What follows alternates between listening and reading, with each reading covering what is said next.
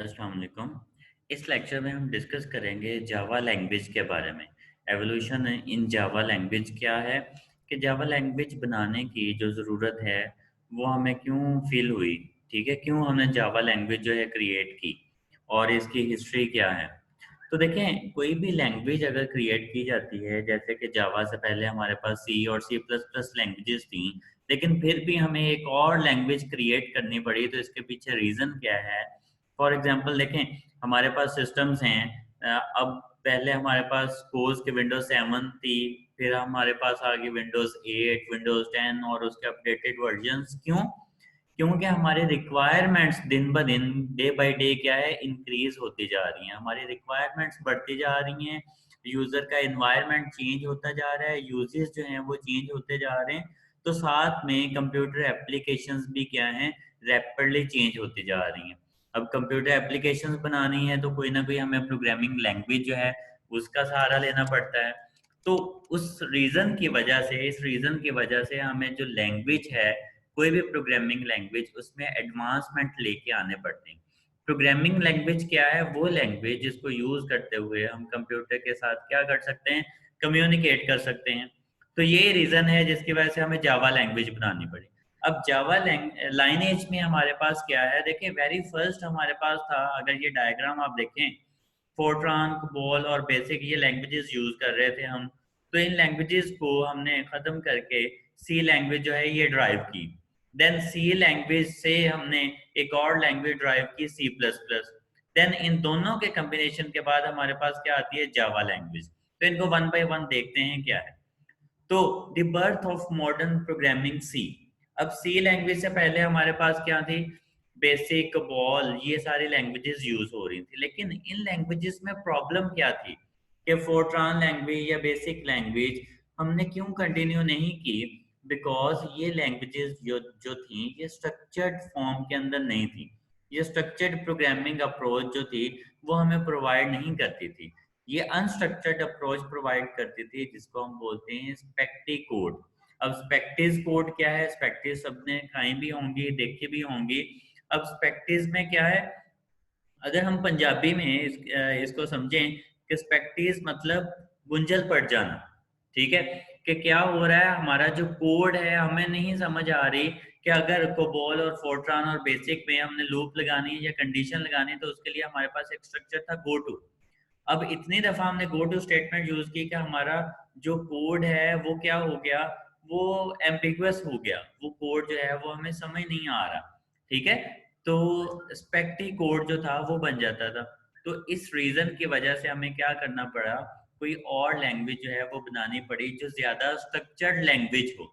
तो देन हमारे पास जो लैंग्वेज आई वो क्या थी, C programming language. Then C programming language के बाद आती है हमारे पास सी प्लस प्लस लैंग्वेज। अब सी प्लस प्लस की ज़रूरत हमें क्यों महसूस हुई जबकि सी लैंग्वेज हमारे पास थी? तो इसके पीछे रीज़न ये है कि सी लैंग्वेज में एक लिमिट तक हम कोड लिख सकते हैं। जब उस लिमिट को हम इंक्रीज या उस लिमिट को जो है वो हम पार करते हैं, तो क्या होता है, कंप्लेक्सिटी जो है वो इंक्रीज हो जाती है। तो क्या था कि कंप्लेक्सिटी को डिक्रीज करने के लिए हमें सी प्लस प्लस लैंग्वेज बनानी पड़ी। अब कंप्लेक्सिटी क्या है, देखें, सी जो लैंग्वेज है ये ऑब्जेक्ट ओरिएंटेड फीचर्स को जो है वो सपोर्ट नहीं करती। ऑब्जेक्ट ओरिएंटेड फीचर क्यों बनाए गए, ताकि अगर हमने कोई लार्ज कोड लिखना है, कोई सॉफ्टवेयर का कोड लिखना है, तो क्या है कि उसको ऑब्जेक्ट्स को यूज करते हुए, ऑब्जेक्ट ओरिएंटेड प्रोग्रामिंग को हम फर्दर जाके डिस्कस भी करेंगे। तो वो कोड, वो ऑब्जेक्ट्स जो थे वो हम सी लैंग्वेज के अंदर जनरेट नहीं कर सकते थे। तो हमें क्या करना पड़ा, सी को एक्सटेंड करना पड़ा और एक लैंग्वेज बनाई, सी प्लस प्लस। इधर आपसे एक क्वेश्चन ये है कि जो हमारे पास सी प्लस प्लस लैंग्वेज है, इसका old name, very first name क्या रखा गया? तो वो आप कमेंट सेक्शन में बता भी सकते हैं कि सी लैंग्वेज का वेरी फर्स्ट नेम क्या रखा गया, और उसके बाद इसको चेंज करके हमने क्या किया, सी प्लस प्लस लैंग्वेज जो है। तो सी लैंग्वेज हमने बनाई मोर स्ट्रक्चर्ड फॉर्म जो है वो हासिल करने के लिए। उसके बाद हमारे पास क्या आ गई, सी प्लस प्लस लैंग्वेज आ गई, क्योंकि सी एक लिमिट तक तो हमारे पास ठीक थी। लेकिन जब हम उस लिमिट को क्रॉस करते थे तो हमारे पास क्या था, प्रॉब्लम आ जाती थी, और प्रॉब्लम क्या थी, कम्प्लेक्सिटी। तो उस कम्प्लेक्सिटी को दूर करने के लिए हमें object oriented programming technique required थी, तो जिसके लिए हमने क्या करना पड़ा, सी लैंग्वेज को एक्सटेंड करके सी प्लस प्लस लैंग्वेज बनाई। देन हमारे पास आ जाता है, देखें, टू सॉल्व दिस प्रॉब्लम, कौन सी कम्प्लेक्सिटी वाली प्रॉब्लम को सॉल्व करने के लिए new way to program was invented, which is object oriented programming. तो इसको फर्दर हम डिस्कस भी करेंगे वो क्या है। Then the creation of Java, तो जावा का वेरी फर्स्ट नेम क्या रखा गया, ओक, और बाद में इसको कहा गया जावा लैंग्वेज। अब सी और सी प्लस प्लस लैंग्वेजेस तो जो है वो प्रॉपरली वर्क कर रही थी, तो जावा को हमने क्यों क्रिएट किया। अब देखें, जब हम कोई भी एक एग्जीक्यूटेबल फाइल क्रिएट करते हैं, जैसे इधर हम कोई भी एग्जीक्यूटेबल फाइल बना रहे हैं जो सिस्टम पे डायरेक्ट चल सकती है, तो सी और सी प्लस प्लस में जब भी हम कोई एग्जी फाइल बनाते हैं कोड की, तो प्रॉब्लम क्या है कि अगर हमने विंडोज पे सी और सी प्लस प्लस की एग्जी फाइल बनाई है, तो वो सिर्फ विंडोज के सिस्टम पे तो रन हो सकती है, लेकिन अगर उसको किसी और operating system, for example Unix या लिनक्स पे जो है वो रन करने की कोशिश करते हैं, तो वो रन नहीं होती। ठीक है, ये पॉइंट क्लियर होना चाहिए। प्लेटफॉर्म इंडिपेंडेंट लैंग्वेजेस नहीं है, कौन सी, सी और सी प्लस प्लस। सी और C plus plus platform independent नहीं है। प्लेटफॉर्म इंडिपेंडेंट का क्या मतलब है कि अगर सी का कोड जो है वो आपने विंडोज की डिवाइस पे रन किया है, तो वही कोड जो है, वही कंपाइल्ड एग्जीक्यूटेबल फाइल जो है वो किसी और ऑपरेटिंग सिस्टम पे जाके रन नहीं हो सकती।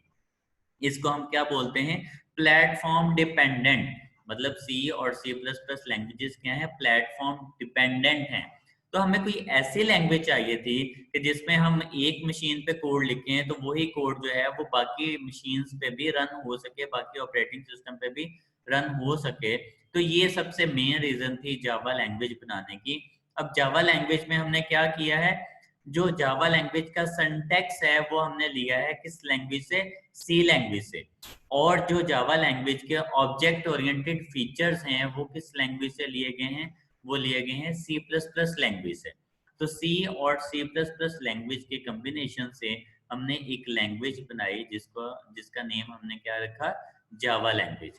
और जावा लैंग्वेज क्यों यूज की गई, क्योंकि ये प्लेटफॉर्म इंडिपेंडेंट थी।